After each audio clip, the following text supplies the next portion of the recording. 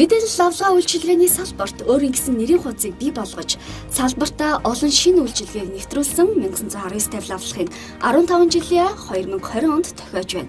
Ойгоо тохиолдуулан хүний нөөцөө чадваржуулах, ажилтан албан хаагчдаа оюуны бодит хөрөнгө оруулалт хийх зорилгоор англи хэлтэй Монгол залуус хөтөлбөрийг эхлүүлж, нийт 50 ажилтнаа Филиппин улсад сургахаар зорьсон. Эхний ээлжийн суралцагчид сургуулийн амжилттай төгсөөд ирсэн бол дараагийн ээлжийн суралцагчид хамт олонныхоо итгэлийг хүлээн зорилго мөрөөдлийнхөө төлөө жигүүр дэлгэн замд гарахад бэлэн болжээ.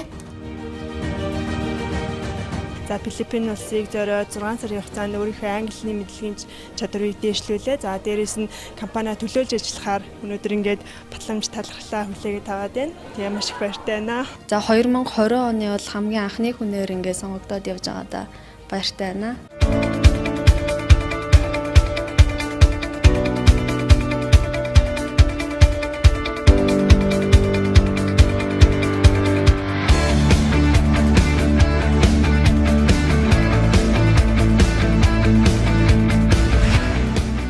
Сошиал мэргэжилтэн мөнх англи хэлтэй Монгол залуус хөтөлбөрийн 2020 оны анхны төлөөлөгч болж Филиппин улсыг зорьж байна. Үсэл мөрөөдөлд хязгааргүй үгүй. Мөрөөдлийнхөө зүгт нэг алхам урагшилж, боломжийг амжилт болгох нь гагцхүү хувь хүнээс л шалтгаална. Филиппин улс Себугод англи хэлтэй Монгол залуус хөтөлбөрийн маань оролцогч зорьсон газраас саадгүй ирлээ. Филиппин улсад суралцж байгаа 1919 авлагын хамт олон нь түүнийг халуун дотноор өгтөн авсан юм а.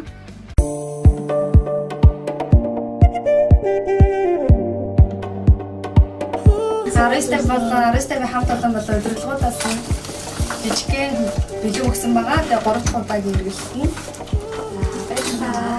Гадаадд суралцж байгаа залуусын хувьд эх орноос нь эргэлдэрж ар гэрийнхнийхэн зүгээс явуулсан илгээмжийг хүлээн авах нь хамгийн сайхан зүйлийн нэг байдаг. За мөнхөг өр маань ажлын хамт олноос маань болон гэр бүлээс маань эргэлт ирсэн. Бид нар маш их баяртай байна. Өнөөдөр бид нар цуглаад Монгол хоолой хийж идэх чинь.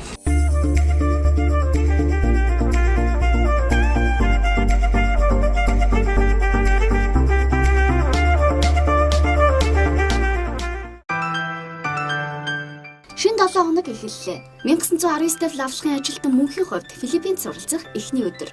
Тэрээр Филиппин улсын шилдэг сургуулийн нэг Вайл сургуульд 6 сарын турш англи хэл сурах нь. Тус сургуулийн захирал өөрийн биеэр сургалтын хөтөлбөр орчин нөхцөлөд танилцуулж, шинэхэн суралцагчаа халуун дотноор хүлээн авсан юм а. За яг одоо Вайл сургууль дээр ирсэн байна. Сургууль дээр ирсэн сэтгэл бол маш өндөр байна. Тэгээд яг бид нарыг бол айгүй гоё өгч авсан. Сургуулийн орчин нөхцөл бол бүх юм нь айгүй гоё. Филиппинд суралцахад давуу тал мэдээж олон. Англи хэлний сургуулиуд нь 7 хоногийн 5 өдөр хичээллэж, унших, ярих, сонсох, бичих гээд бүхий л чадварыг нэгэн зэрэг хөгжүүлдэг. Төдийгүй ганцаарчилсан сургалт нь богино хугацаанд англи хэл сурах боломжийг олгодог. 1919 авлагын залуус IMS, English Fila, Wine English, CPILS зэрэг хамгийн нэр хүндтэй сургуулиудад суралцж байна. Тэд суралцж байх хугацаанд аль хэдийн сургууль бүрийнхээ онцлог давуу талыг олж хараад зогсохгүй олон хөтөлбөрт хамрагдаж өөрсдийгөө хөгжүүлж байна. За манай сургуулийн бусад сургуулиас одоо ялгагдах онцлог давуу тал нь гэх юм бол 4-5 хоног дараалал амарсны дараа одоо мейкап класс буюу одоо тухайн амарсан өдрүүдийнх нь хичээлийг 8 цагийн ч юм уу 10 цагийн ингээд оюутнуудтай групп хичээлээр нөхөж олгодгоор бол бусад сургуулиас давуу талтай байгаа. Ялангуяа English Finland Филиппинд сургалтын чанараараа 5 тухаараа эргэн тойрны орчноороо номерт 1 бичигдэх сургууль учраас та зөвхөн богино хугацаанд илүү ихийг үр дүнтэй аргаар суралцаж чаднаа.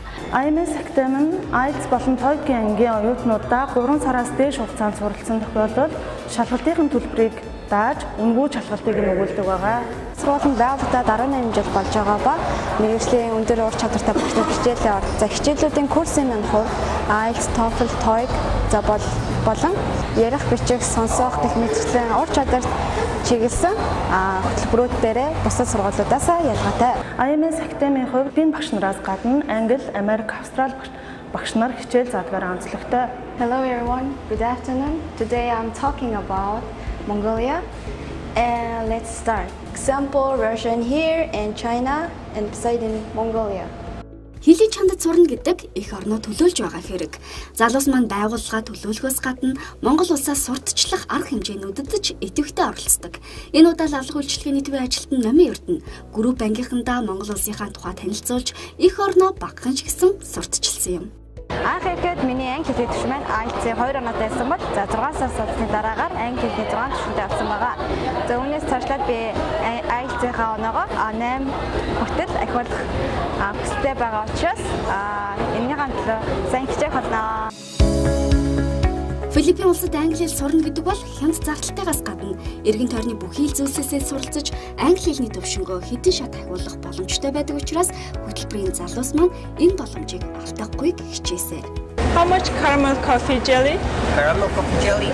What size do you want? Where can I find Ayala Mall? New Ayala Mall? Oh, you go straight over there. Go. Excuse me. Now where are we going? Going to Panawa, Apple 1.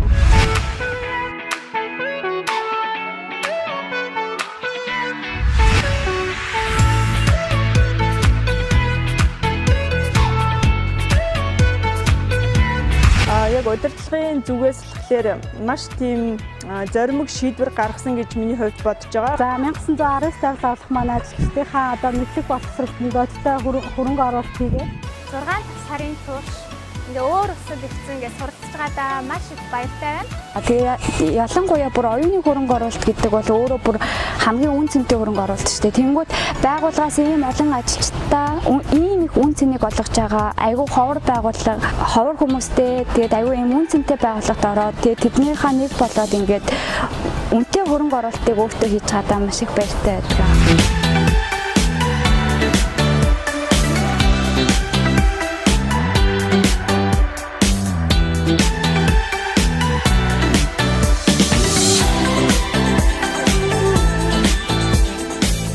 Өдөрт 10 орчим цаг зөвхөн англи хэл дээр сургалтын хөтөлбөрт хамрагдсан залуусын хувьд амралтын өдөр аялаж шинэ зүйл сурч мэдэх боломжийг олгодог. Хамгийн гол нь маш хямд зардлаар зөвхөн өөртөө зориулж аяллаа онцгой хөтөлбөр зохиосноор аялангаа англи хэлний академик төвшөнд ахиулах боломжтой юм а.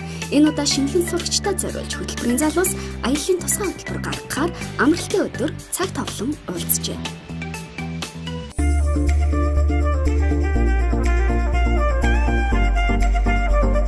Филиппин улсын Лапу-Лапу арал дээр байрлах G-паркийн аялал жуулчлалын цогцолборт далайн аяллыг хийсэн нь гайхалтай аяллын эхлэлийг тавьсан юм. Олон жуулчдын сонирхлыг татдаг парасайлинг буюу зарнаас шүхрээр татуулах аялал нь тэдний хувьд амьдралдаа хийсэн хамгийн сонирхолтой аяллуудын нэг нь гарцаагүй болсон юм а. Тэгээ нөгөө салхи гараад ингээ үе дайвалсан мэдрэмж нь бол бүр айгүй гоё мэдрэмж байна. Эзэж авчаагүй тийм гоё мэдрэмж байна.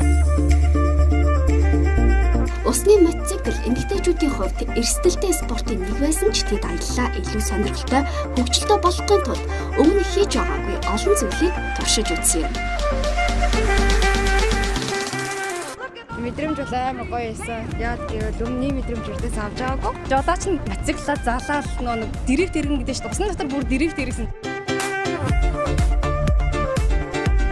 За одоо бид нэр ингээ банана дээрээ суулгаж байна. Ингээ өнөөдрийн нэгэн 6-аатай өдрүүд үргэлжлэлээр бас нэгэн шинэ мэдрэмжийг авах гээд шинэ аялалдаа гарах гэж байна.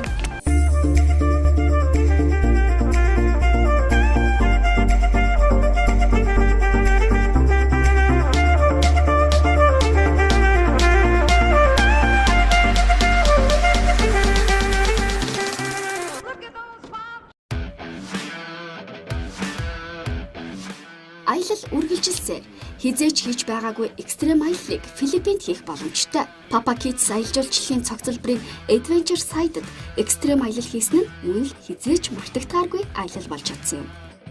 Агаар дээрх дугуйтай аялал хэр байваа? Өөр янзтай гоё хэлсэн. Эхлээд жоохон айгаад модны орой дээгүүр явжгаад жоохон айгаад тэгээ арай тайшраад ингэ явж байгаа. Дахиад усан дээгүүр явсан чи бүр айгаад тэгээ сүйдээ таслаа.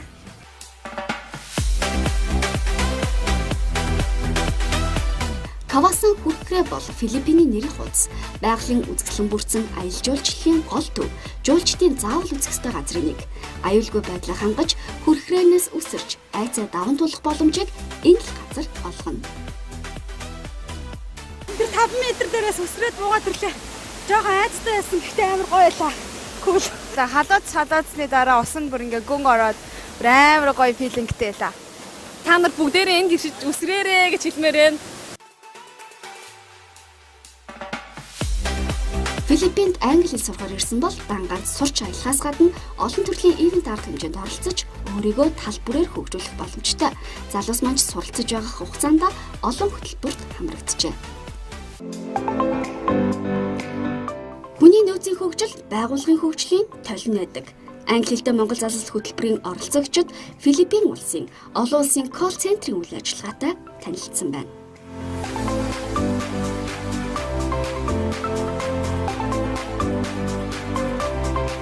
Сайн байцгаана уу? За бид бүхэн Филиппин улсын Себу хотод байрлах олон улсын колл центр дээр ороод туршлага судлаад гарч ирж байна. За тэгээ бид нар ороод ажлын орчинтай танилцаад, ерөнхийдөө ажил нь яаж явагддаг талаар танилцаад туршлага судлаад гарч ирлээ.